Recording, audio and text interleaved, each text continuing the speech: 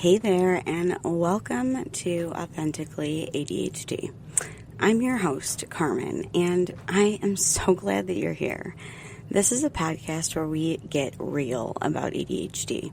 No filters, no judgment, a safe space to explore and learn and grow. If you're here, it's because you want to take a deep dive into the world of ADHD, and trust me, we're going to have a lot of fun doing it. Now, you're probably wondering, why did I start this podcast? Well, in true ADHD fashion, it all started very impulsively. One day, I thought, I should start a podcast, especially with all this paperwork that I have and all these notes that I have trying to understand my own ADHD. And the next thing I knew, here I am, sharing thoughts with you. I don't know, 200, 100 episodes later? I don't know. I lose track of time. I'm time blind. Are you? Anyways, when you have ADHD, ideas come fast, and sometimes you just gotta roll with them. Honestly, this podcast was born out of my passion for understanding ADHD in a deeper way with the newest research. You see, pills don't teach skills. That's something I've learned over the years. Medication can help and is a great tool to use, but true growth, that comes from knowledge, understanding, and actionable skills. And so that's what I want to share with you. Research-backed insights, practical tips, and lived experiences of someone who's been there.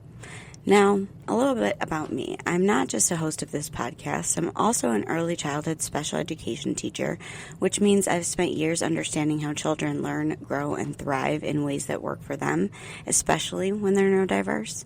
And I'm also a certified life and performance coach, guiding people to unlock their full potential in both their personal and professional lives. But here's the thing that makes me a little different. I'm also a late diagnosed ADHDer. And on top of that, I self-identify as being on the autism spectrum. So when I talk about ADHD, it's not just from a professional perspective, it's from lived experience, because I get it. I know what it's like to feel like your brain is running at full speed while everyone else is moving at a different pace, and you have instructions that are in Japanese and upside down, and everybody else got them in their own language. Throughout this podcast, I'll share all kinds of insights about navigating life with ADHD, from the everyday struggles to the strengths that we can celebrate. We'll talk about everything from time management to relationships to self-advocacy, and all about how to live authentically in a world that often asks us to be anything but. Whether you have ADHD yourself or you want to understand it better, you are in the right place. So, let's get started.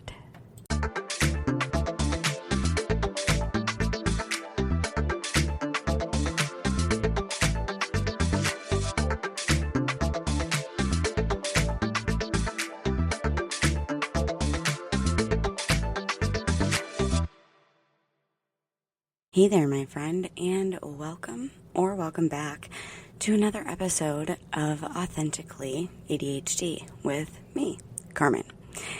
That's me, and today we are going to do a two-parter. We're starting a two-parter, so this is part one of a deep dive on mental health, I don't know what you would call it, a toxic mental health trait that has been buzzing around social media. And so we're going to dive into what is toxic positivity. We're going to explore what it is, why it happens, why it's harmful, and how we can deal with it.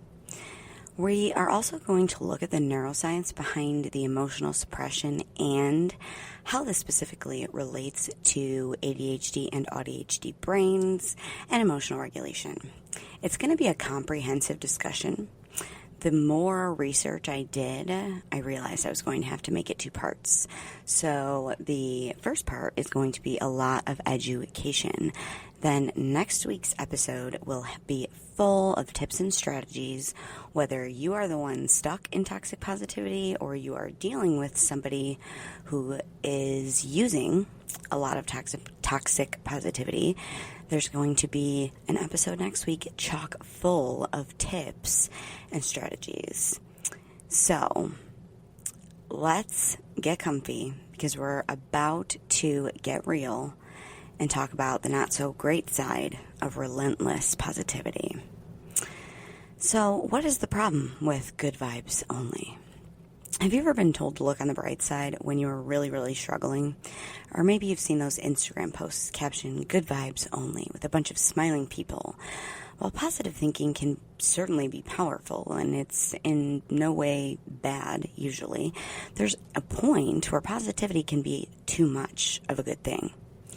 Enter stage right toxic positivity. This term has gained a lot of traction in recent years. In fact, searches for toxic positivity started rising around 2019. And by 2022, a whole book was published about it by a therapist named Whitney Goodman, titled Toxic Positivity: Keeping It Real in a World Obsessed with Being Happy. The concept hit mainstream awareness, especially during the COVID-19 pandemic, when the blanket advice to everybody was to just stay positive. And it felt pretty tone deaf to people experiencing loss and fear and sickness, etc. So let's talk about what is toxic positivity exactly. In simple terms, it's literally the pressure to maintain a positive outlook on everything, no matter what, to point that it minimizes or denies any trace of negative feelings. It's like an emotional rule that says happiness is the only acceptable state. And if you're feeling sad, angry, or afraid, push it down and slap on a smile. You could probably already sense why this might be a problem. We have all encountered examples of this. Think of common phrases that might have come from a well-meaning friend or family member when you're going through something super difficult. Everything happens for a reason. Just stay positive. It could be worse, honestly. Just focus on the good. You should be grateful. You have so much to be thankful for. Don't worry. Just be happy. Good vibes only. On the surface, these comments sound reassuring. The person saying them probably has good intentions, and they might even genuinely believe that they're helping you find a silver lining. But if you've ever been on the receiving end of such a remark while you're in a deep despair of pain, it really feels like a bee sting. That subtle or not so subtle sense that your real feelings were just being brushed aside and invalidated. In fact, one psychologist defines toxic positivity as encouraging statements that are expected to minimize or eliminate painful emotions, creating pressure to be unrealistically optimistic. I'm going to repeat that. Pressure to be unrealistically optimistic without considering the circumstances. It's essentially a form of emotional suppression. Harvard psychologist Dr. Susan David puts it even more bluntly. Toxic positivity sounds good on the surface, but what you're really saying is, my comfort is more important than your reality. Ouch. Did that hurt you? It hurt me. When someone responds to your pain with a good vibes only platitude, it might feel supportive to them, but underneath it sends a very different message. So, hidden messages can be literally anything, but I've seen it described perfectly in little lists online. It often quietly says, your feelings make me uncomfortable, or I don't know how to hold space for this pain, or let's just skip the hard parts of life and spiritually bypass our way through this. These are unspoken implications when someone is pushing relentless positivity at the wrong time. It basically translates to I can't deal with these difficult emotions, yours or maybe even my own. So let's cover it all up with some positive glitter and pretend everything is fine. You know, just like Ross in that episode when everything is fine, he's just fine, but he's really not fine. As you can guess, this approach can be super invalidating. So we're going to unpack why people fall into toxic positivity, that trap. Often, it's unknowingly. They don't know that they're doing it. how it can actually do harm psychologically, physically, and in relationships, and importantly, what the science says about suppressing versus expressing emotions. We'll talk about how the neurodiverse brain might experience all of this a bit differently or more intensely. And in the next episode, like I said, it's going to be chock full of practical tips on handling toxic positivity, whether it's coming from others or from within yourself. So, toxic positivity is sometimes summed up as positive vibes at all costs. It's the overgeneralization of a happy, optimistic state across all situations, where it dismisses genuine human emotions that are not positive. In other words, it's the instance that one should always be positive, even when life is really, really hard, to the point that real feelings get denied or invalidated. I want to be clear here. Positive thinking in itself is never a bad thing. Practicing gratitude, hope, and optimism are very healthy things to do. Research shows that positive mindsets can improve well-being and even physical health outcomes. The problem arises when positivity is forced or false, when it rejects the normal negative emotions that are part of being human, like grieving a loved one, or how you feel during a divorce, or how you feel because you feel really behind in life and you're having just a really hard time and you're just trying to share that experience, but somebody effectively denies the reality of that person's lived experience. By contrast, emotional validation is the healthy opposite, allowing yourself or someone else to feel what they feel and acknowledge those feelings as real and important and valid. Some hallmark examples of toxic positivity include those cliche phrases that we mentioned. Psychologist Nina Besson gives a few of these. When a friend shares something difficult, a toxically positive response might be everything happens for a reason, or just look on the bright side, or the ever so popular good vibes only slogan, which, let's face it, you see it everywhere, from on t-shirts to Instagram. And on the flip side, a validated response might sound like, that sounds really hard. I'm here for you. Or I'm sorry you're going through this. It makes sense that you'd feel upset. Notice the difference? One brushes the pain aside and the other allows it to be seen. Toxic positivity can come from others, but can also come from ourselves, our own mindset. You might catch yourself thinking, I shouldn't feel angry. I have so much to feel grateful for. I should just be happy. But the internal dialogue might stem from good intentions, like wanting to be grateful, but it can end up shaming you for normal emotions. Self-imposed toxic positivity is when you tell yourself you're not allowed to feel down or anxious because it's not quote-unquote positive. You essentially censor your own emotional truth. So, to recap this area, toxic positivity is pretending to be okay or expecting others to be when they're not, because anything other than okay is perceived as failure. It's plastering a smiley face sticker over a sad face rather than addressing why the sadness is there. It's very different from genuine optimism or resilience, which is still acknowledging the negative, but choosing hope despite that negative. We'll talk later about what healthy positivity looks like, sometimes called realistic optimism, or even Viktor Frankl's term tragic optimism, which means finding the meaning in darker times without denying the darkness. But before all of that, let's explore why toxic positivity happens so much.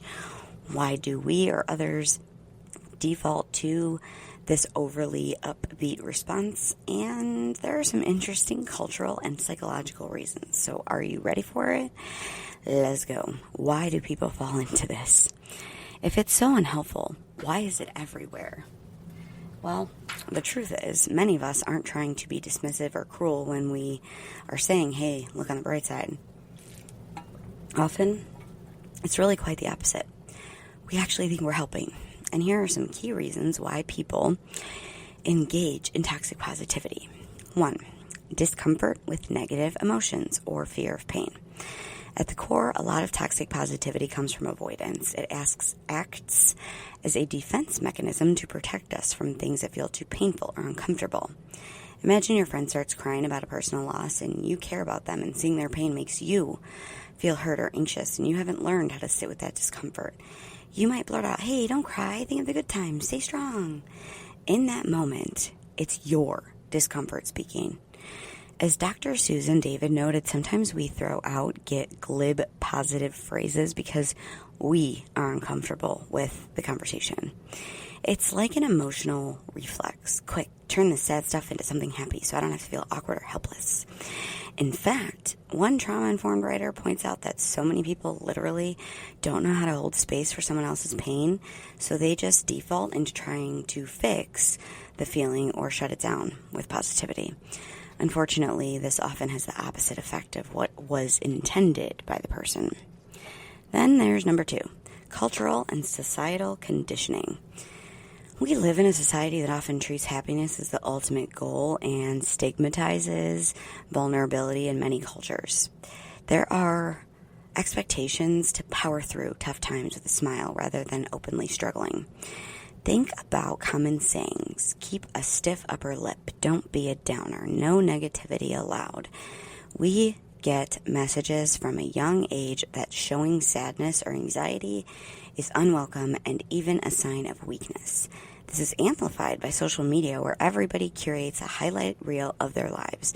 Whether it's on Instagram, Facebook, TikTok, you see endless streams of success, beauty, and quote, hashtag positive vibes, good vibes only, and it creates pressure to appear happy and perfect, even if that's far from reality. Let me give you a little secret here. Nobody on social media has a perfect life.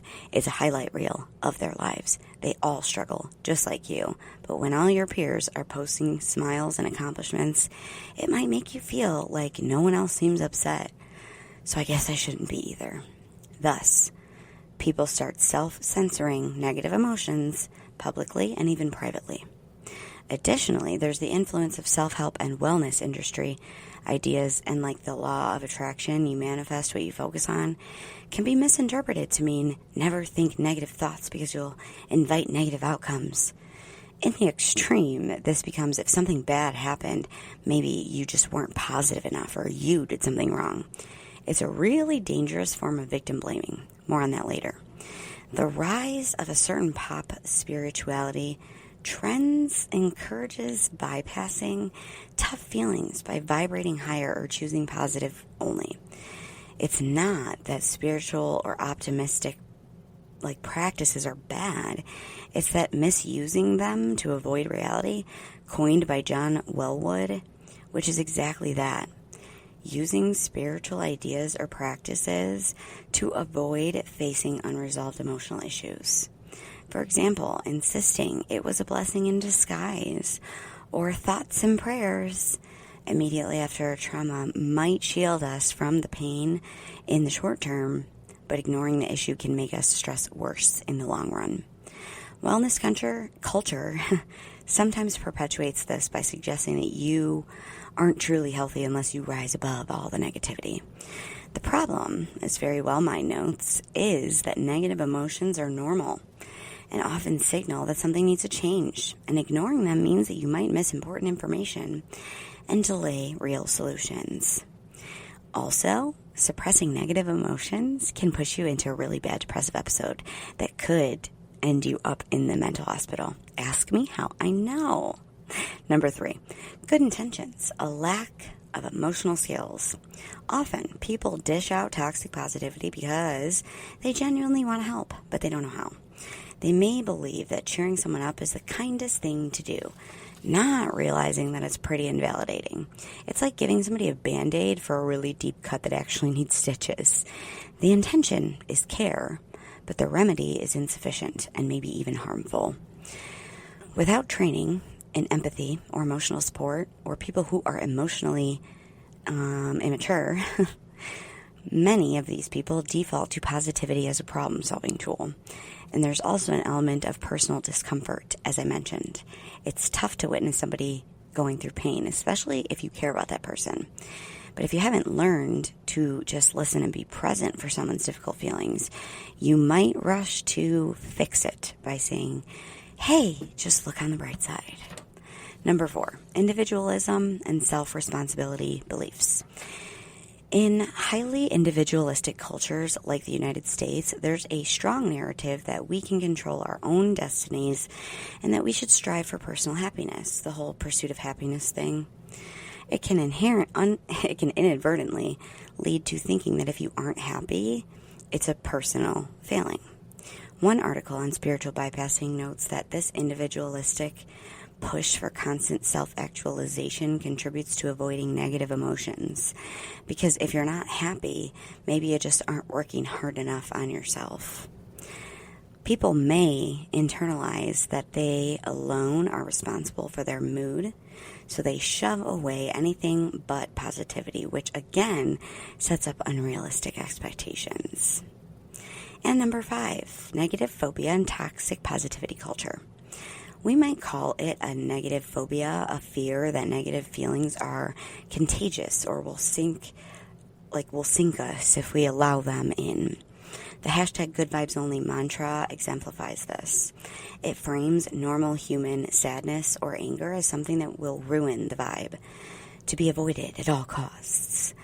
Some workplaces even cultivate this. For example, an unwritten rule might be that you must leave your personal problems at the door. Always be upbeat. Over time, this cultural phobia of negative emotions conditions people to reflexively respond with upbeat platitudes whenever anything heavy comes up. It's kind of like Taylor Swift's lyrics in her song that goes, "Lights, camera, bitch, smile, even when you want to die." Yeah. It's almost like a superstition. If I acknowledge the bad, the more bad will happen. So let's just not acknowledge it. Of course, life doesn't actually work that way. It's an understandable psychological attempt to feel in control. So, to summarize, toxic positivity persists because it feels safer and easier than facing pain head on.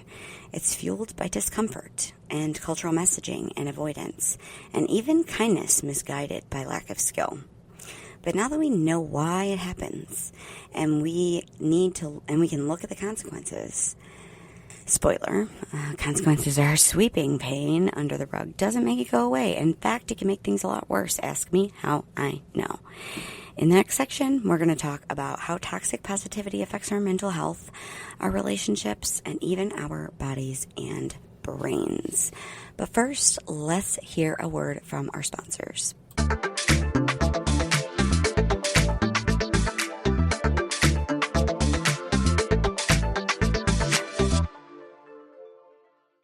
Hey there, my ADHD tribe. I have an offer for you. Do you ever feel like you're constantly juggling, but somehow always dropping the ball? You're not alone. We've all been there. I struggle still to manage time, stay organized, and to keep track of the never-ending to-do list.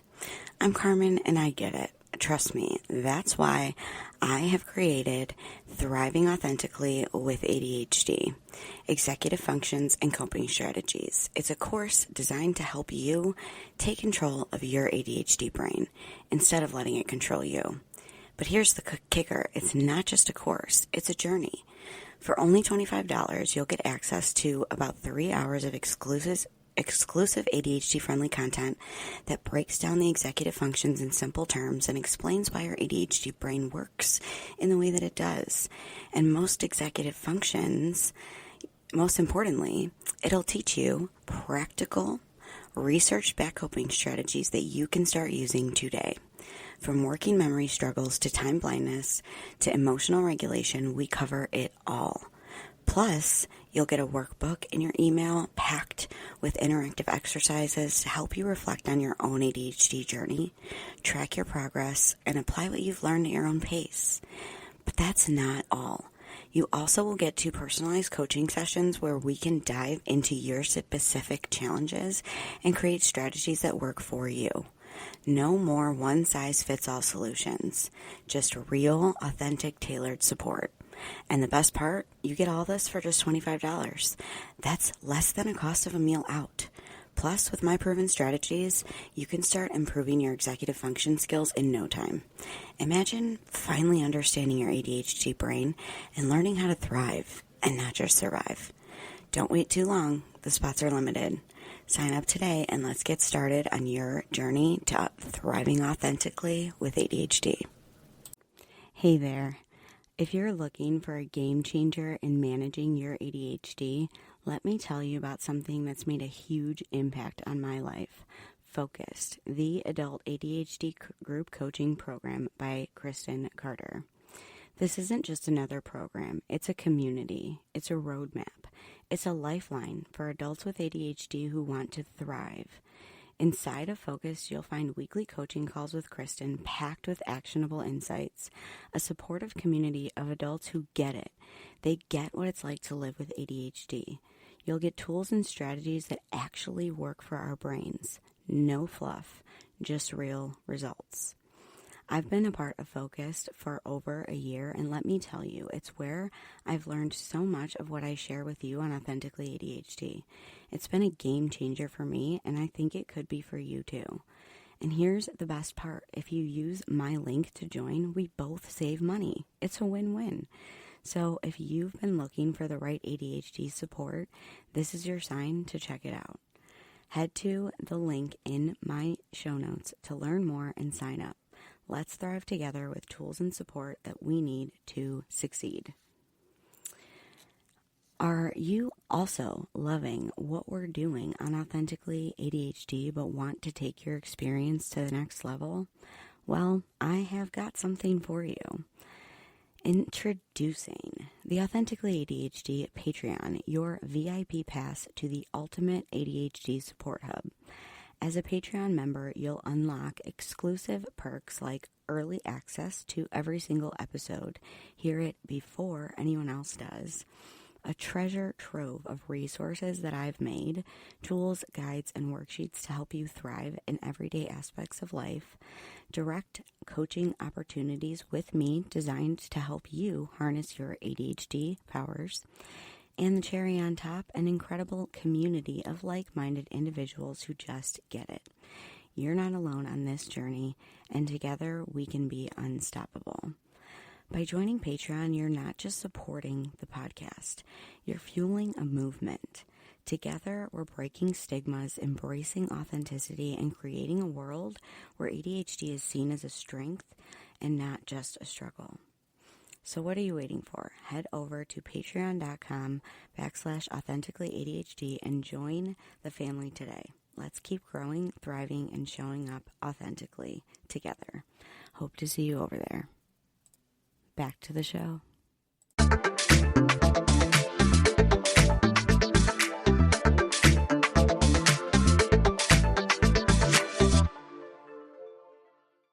Now that we've talked about what toxic positivity is and how it shows up, let's talk about how it can harm your mental health and more. When positivity becomes toxic, it's not benign.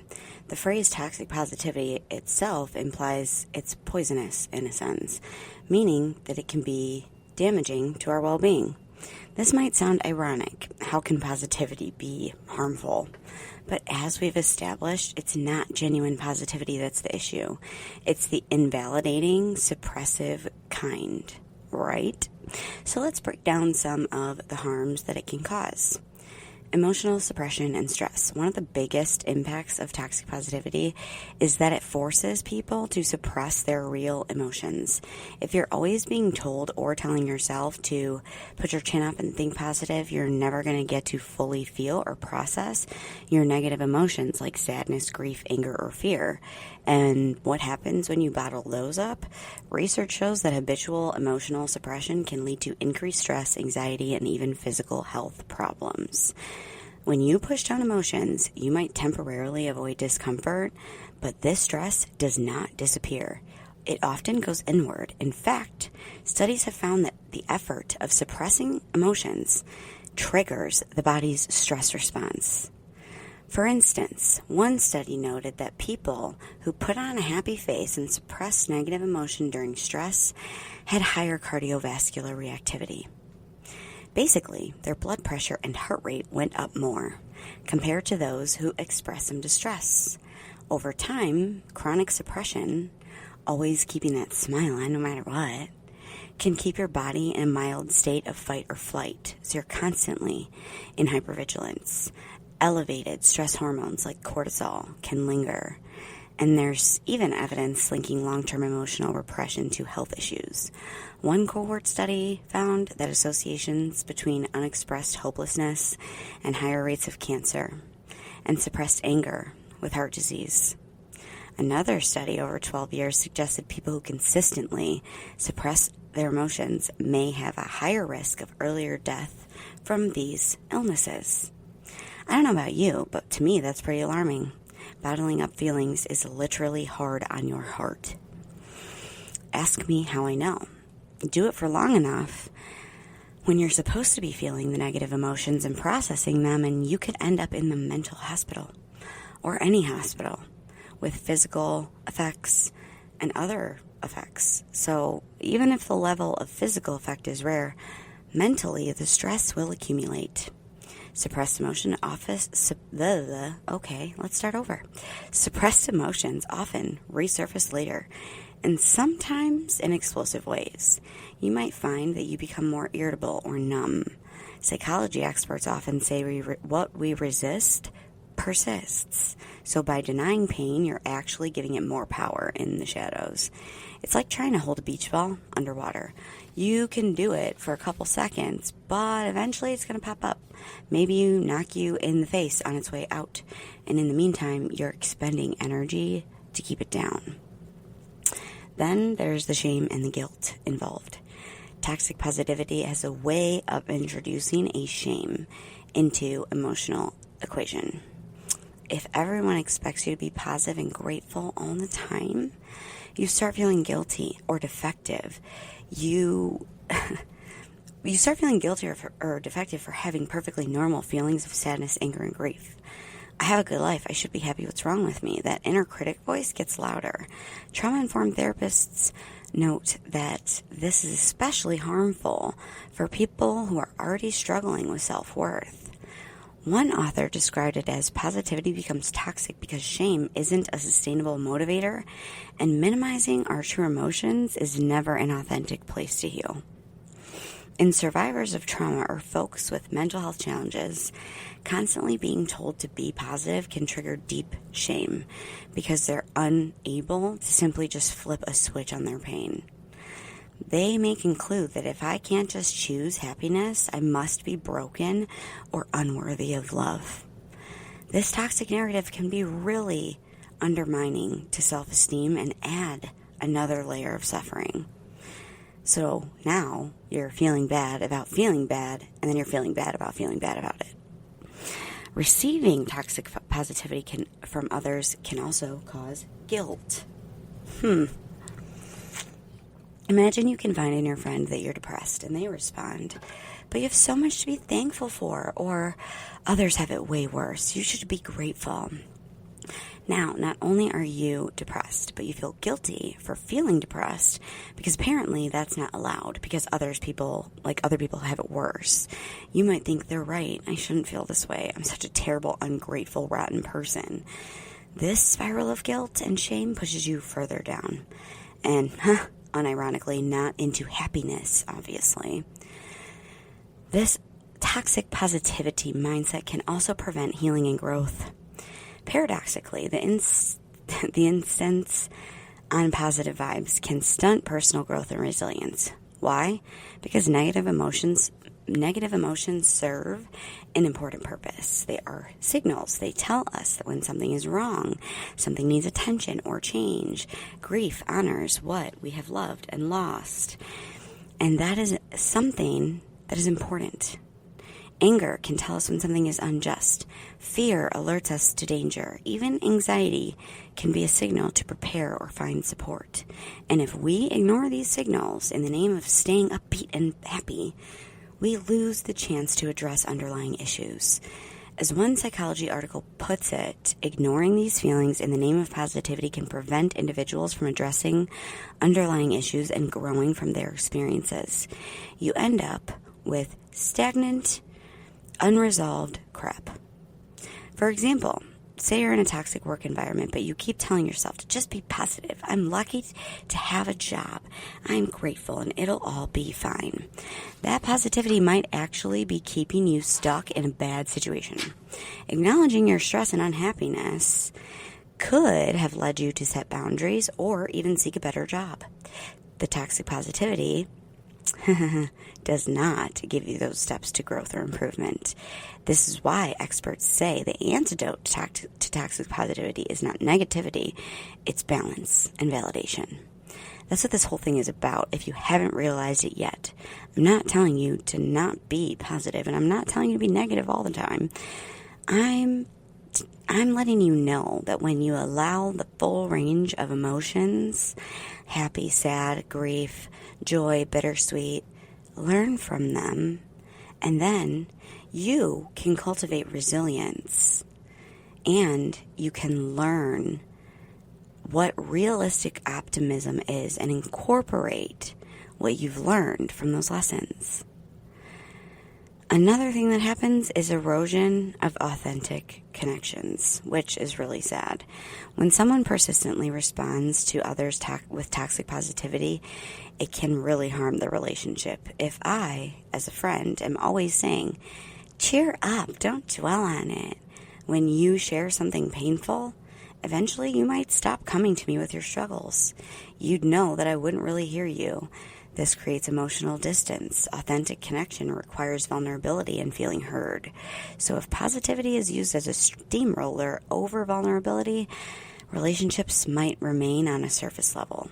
Friendships or family members might feel they have to wear a mask of happiness around the toxically positive person, or else they face judgment. It's a lonely feeling, right? The person spewing positivity, they might also feel distance and not understand why. They might think that they're being a great encourager, but in reality, they're perceived as unsympathetic and kind of out of touch. In short, it's hard to trust someone who never lets pain exist because it means that they might not be there for you when you're really hurting. A mental health piece by Insight Psychology noted that healthy relationships are built on honesty, vulnerability, and understanding. And toxic positivity can create emotional distance by making people feel like they can't express their true emotions without being judged or dismissed.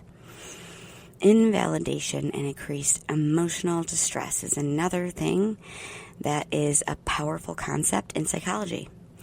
Emotional invalidation, basically being told your feelings are wrong, unjustified, or stupid, is not just unpleasant. It's actually a small t trauma. You know, the one of 1,000 cuts that we die by. It can be traumatic when someone invalidates your feelings. It can actually make the feelings stronger or more complicated because now, not only are you dealing with the original emotion, but you're also dealing with the hurt of being misunderstood and unheard. For instance, being told, oh, stop being so negative when you're anxious might add feelings of anger or loneliness on top of the anxiety. You start doubting yourself. Maybe I am just weak. Maybe nobody gets it. And in the long term, consistent invalidation can contribute to mental health issues. One 2024 article by trauma specialist Zoe Wyatt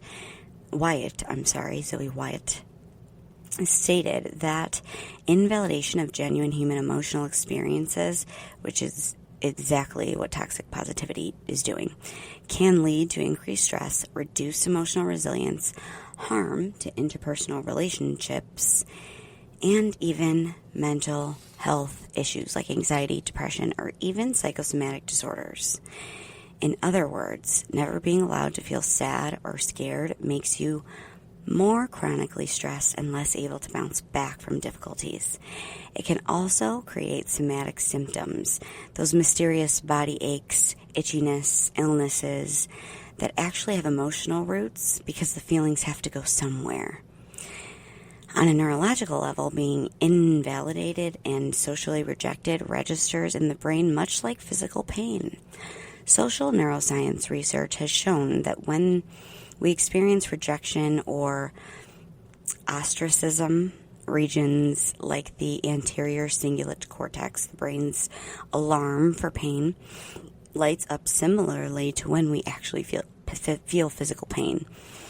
So, emotional invalidation, especially from loved ones, can be experienced as a form of rejection, abandonment of one's true self, and it actually feels like the person is slapping you as well. Not only does it cause emotional pain, but our emotional pain turns into physical pain. It's basically somebody telling you that the real you, the you that feels X emotion, is not acceptable here. That's painful. And if it happens repeatedly, people might either withdraw, feeling isolated, or interestingly, some might even be more outwardly emotional in a bid to be seen. For example, a child who is constantly outward emotional in a bid to be seen, for example, a child who who is told, "You're fine, stop crying, come back when you have calmed down," might escalate to a full-blown tantrum because that's the only time that their distress is taken seriously. Neither of these outcomes is healthy.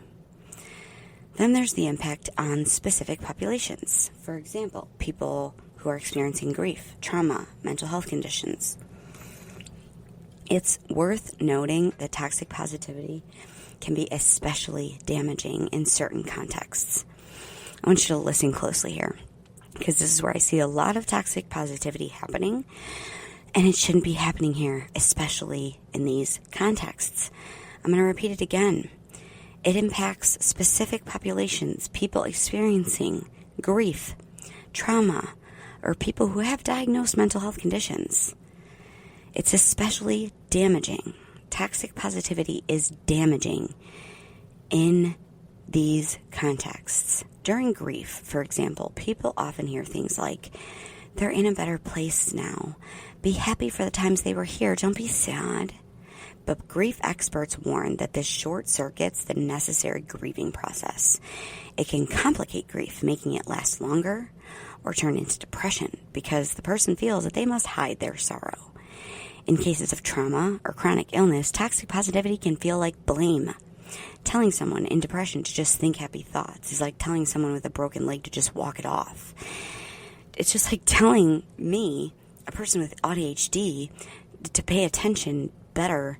That's like telling somebody who needs glasses just to see better. As the Very Well Mind article on spiritual bypassing noted, telling people that you should just stop being negative to avoid anxiety or depression basically implies that it's their fault that they're suffering because they're too negative. And this is tremendously invalidating and can worsen conditions like anxiety, CPTSD, ADHD, autism, and other neurodevelopmental delays or disorders, which often feed on the self-blame that we already have. Then there's the skipping the hard part syndrome. Oh God, this one really grinds my gears. Finally, remembering that bullet about skipping the hard parts of life and spiritually bypassing through.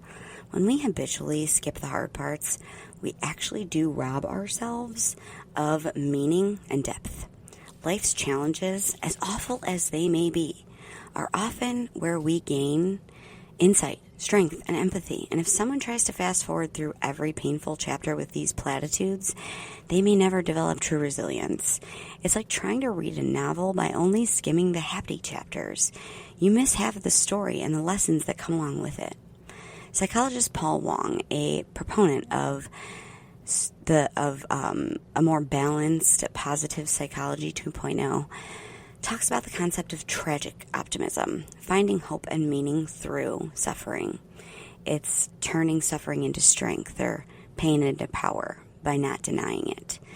It's the opposite of toxic positivity. Tragic optimism is a term originally from Viktor Frankl, a Holocaust survivor who certainly knew suffering, but it's about acknowledging the tragedy and still saying, yes, there can be purpose or growth from this.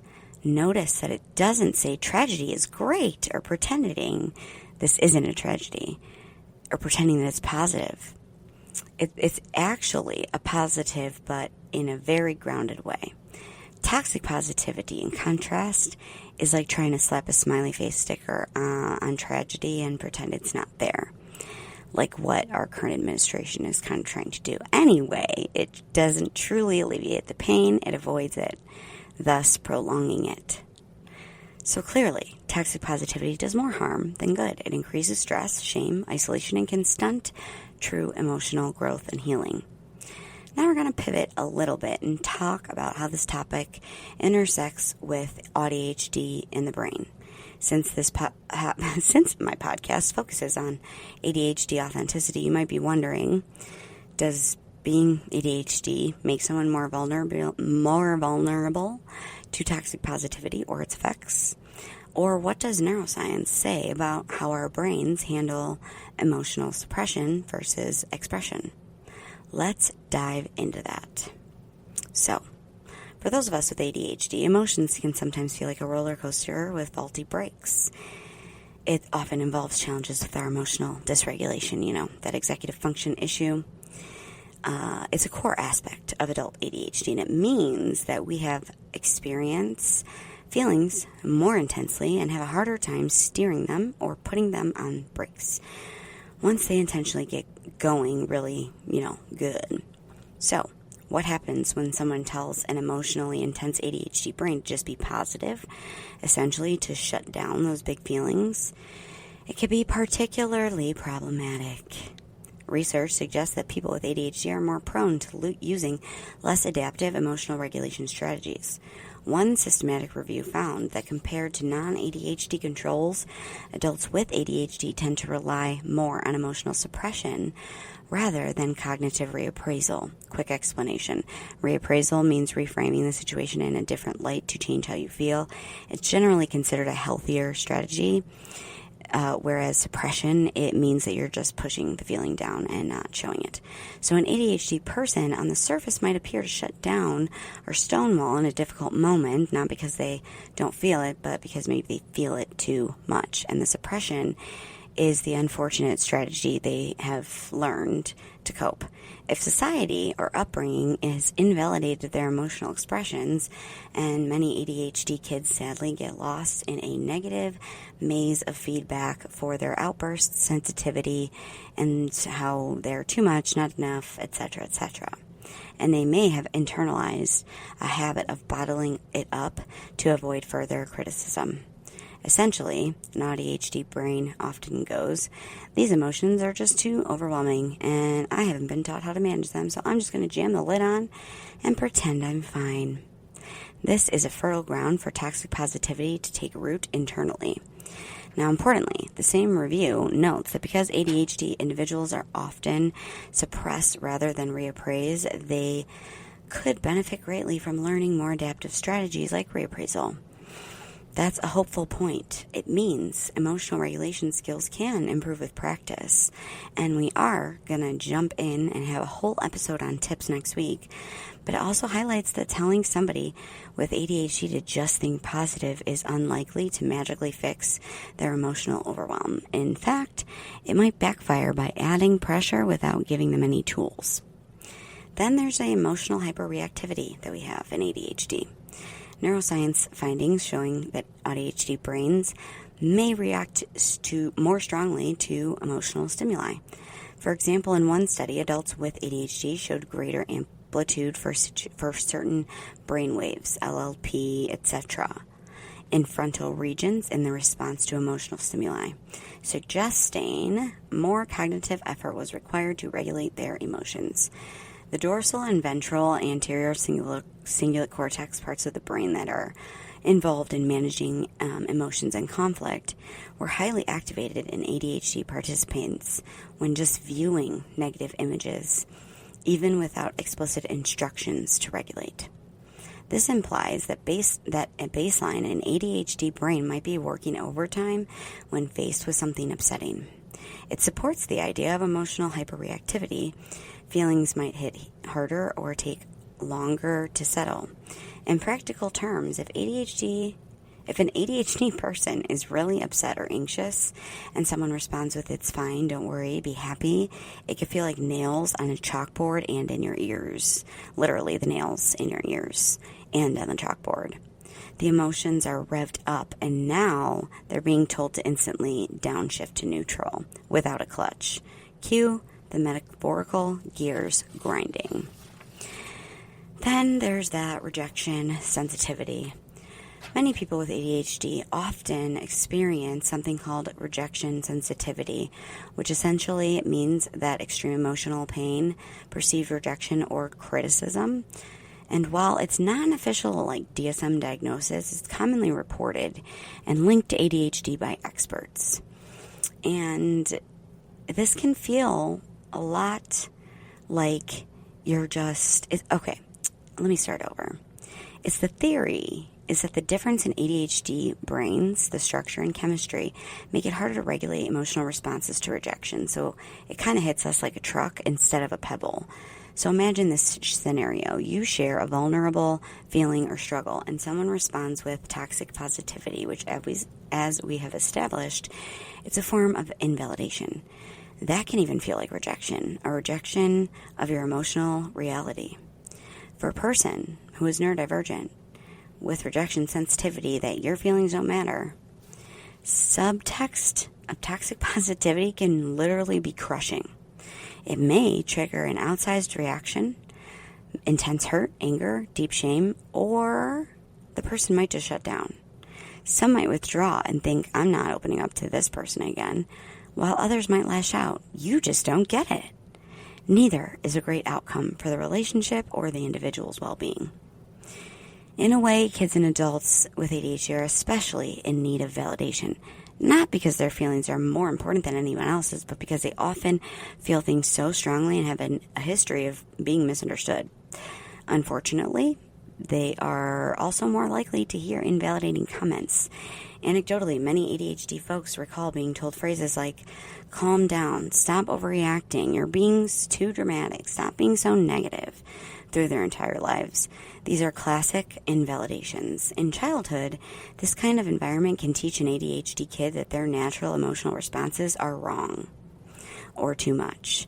Then they may adopt the people-pleasing stance and try to be extra cheerful to avoid any hint of bad. Emotions that upset others, which is a form of masking, which is very damaging. I have several episodes on it. There's an online quote in ADHD communities that says, kids with ADHD are especially sensitive to invalidation without realizing it. We sometimes gaslight our kids by dismissing their feelings. I'm going to say that again, and it's probably going to be quoted on my Instagram page, but kids with ADHD are especially sensitive to invalidation without realizing it. We sometimes gaslight our kids by dismissing their feelings, which is a call to all caregivers to validate more. It rings true. Invalidation is essentially gaslighting, making somebody doubt their reality. And ADHD kids get a lot of it if parents or teachers are not trauma-informed or neurodiversity affirming. Then we will fall into the absolutely dreaded but terrible ADHD shame spiral. Many of us with ADHD carry a load of shame from years of feeling like we don't meet expectations in school, in relationships, at work, etc., etc.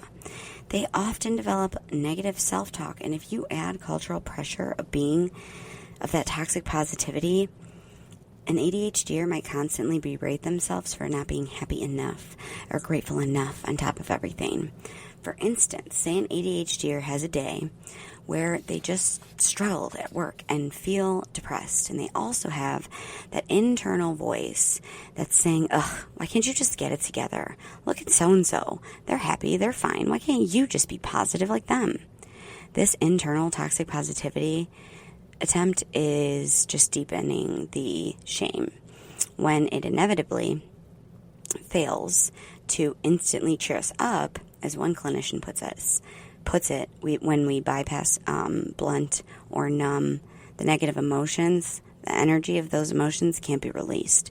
So when people are invalidating our negative emotions, it can lead to basically us believing that our emotions are wrong and that we are wrong or broken. And since you can't turn off emotions by willpower, an ADHDer might feel even more defective for failing to do so. So reinforcing a vicious cycle of shame.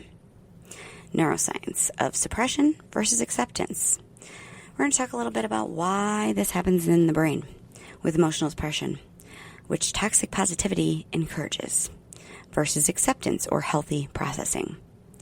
Neuroscientists have used fMRI scans to see the effects of different emotional regulation strategies. When people suppress their emotions, say when a sad film comes on but they're trying not to show any sadness, studies show a couple things. Sometimes the amygdala, the brain's emotional alarm center, remains quite active, meaning the brain is still in distress even if your face looks calm.